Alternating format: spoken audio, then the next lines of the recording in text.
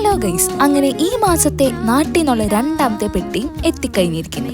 So എന്തായാലും രാവിലെ തന്നെ പോസ്റ്റിംഗ് ഉണ്ട്. അതിനൊക്കെ പോയി കഴിഞ്ഞ് നമ്മൾ നേരെ മെഡിക്കൽ കോളേജിൽ പോയി. കാരണം നമ്മുടെ പെട്ടി ഇവിടെ വന്നിട്ടുണ്ടല്ലോ.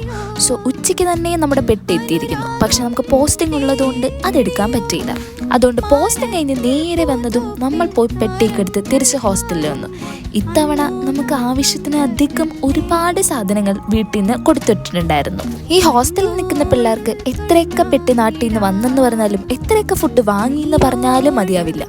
എന്താണോ ഇങ്ങനെ എൻ്റെ ഹോസ്റ്റലിൽ മാത്രമാണോ അതോ നാട്ടിലെ എല്ലാ ഹോസ്റ്റലിലും ഇങ്ങനെയൊക്കെ തന്നെയാണോ?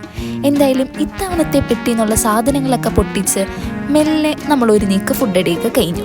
അതൊക്കെ കഴിഞ്ഞ് നമുക്ക് വൈകുന്നേരം ഇപ്പം ഒരു ലോഡ് എഴുതാനുണ്ട്. ഇപ്പോൾ പോസ്റ്റിംഗ് തുടങ്ങിയതുകൊണ്ട് മെല്ലെ മെല്ലെ അസൈൻമെൻറ്റ്സും കെയർ പ്ലാനും ഈ നഴ്സിംഗുകാരുടെ കഷ്ടപ്പാടുകൾ അതൊരു ലോഡുള്ളതുകൊണ്ട് നമ്മളതൊക്കെ നേരെ സൈഡാക്കി. അപ്പം സെറ്റ്.